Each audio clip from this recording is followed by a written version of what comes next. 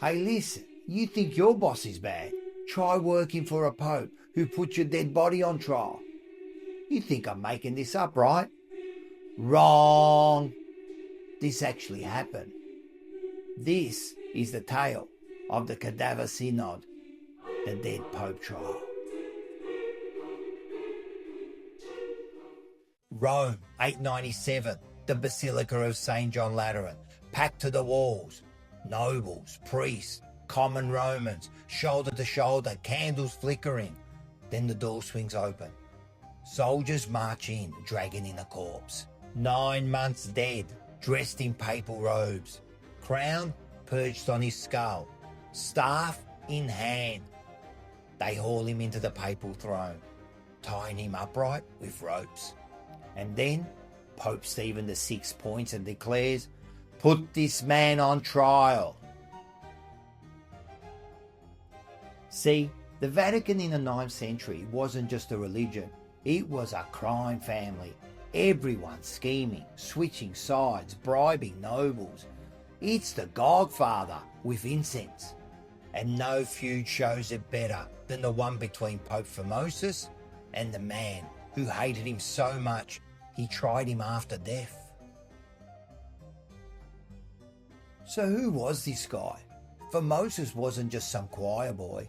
He'd been the Bishop of Porto, a skilled diplomat, travelled, negotiated, built alliances.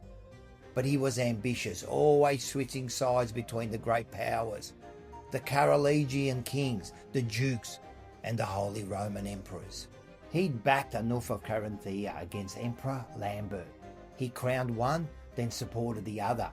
He bent rules, ignored canon law. Smart, but slippery. As Pope, he strengthened ties with the Germans, gave out bishoprics like nonna's given out biscotti on Christmas morning. He made enemies everywhere. By the time he died in 896, he had plenty of people ready to dance on his grave. Now here comes Stephen VI. This guy wasn't chosen for his holiness. He was put there by the powerful Spoleto family, the Italian nobility who wanted their boy Lambert on the throne. Stephen was basically a puppet, stuck between factions, just paranoid and angry.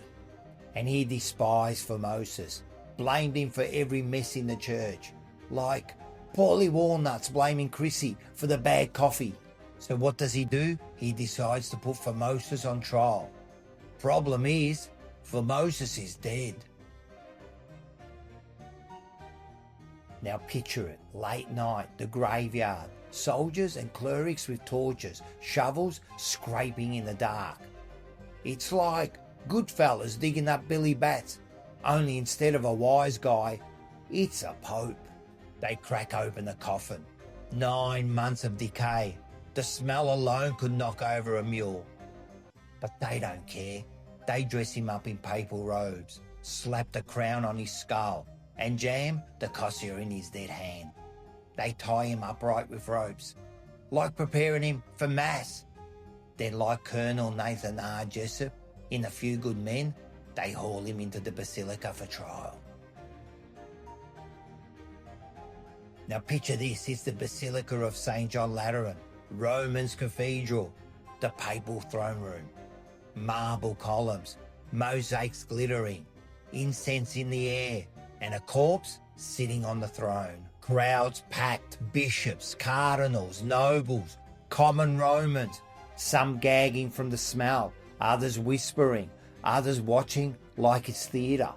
Pope Stephen VI storms in, robes flying, eyes bulging. He paces like Al Pacino in And Justice for All, screaming at the corpse. Why did you usurp the papacy? Why did you betray the church? The charges? Perjury, breaking canon law, and converting the papacy. Basically, politics dressed up as holy law. They even assign a poor deacon to defend the corpse. So you got one guy mumbling excuses while Stephen rants and points at the skeleton in the papal robes. The cardinals squirm, some cross themselves, others mutter, "Oh, mucker cats!" The whole trial lasts hours. Charge after charge, the defence stammering, Stephen roaring, the crowd gasping. It's Law and Order meets Weekend at Bernie's. Verdict? Guilty. Stephen VI orders Formosus stripped of his robes. They cut off 3 of his fingers he used for blessings. Then they drag his body through the basilica, then through the streets of Rome. Dogs barking, kids chasing, people spitting. Even Rome, used to gladiators and emperors gone mad, they're horrified. Finally, they throw Formosus' body in the Tiber River. But Rome's patience, it runs out. Stephen's reign only lasts a few months after the Synod. He keeps acting paranoid, lashing out, even declaring some of Formosus' supporters excommunicated. But the people, they've had enough. Riots break out, clergy mutter that Stephen's cursed the church. He's arrested, dragged from the papal palace and thrown into a dank Roman prison. No gold, no incense, no choir, just rats and shadows. And one night the guards slip in. Stephen VI, the Pope who was screaming at a corpse, is strangled to death with a rope, like a mob hit in the south. Formosus' honour is restored. Later popes reverse Stephen's verdict, rebury him with dignity, and pretend the whole trial of the corpse never happened. But the damage is done. The Cadaver Synod became one of the most infamous events in church history, a symbol of how crazy the papacy had gotten.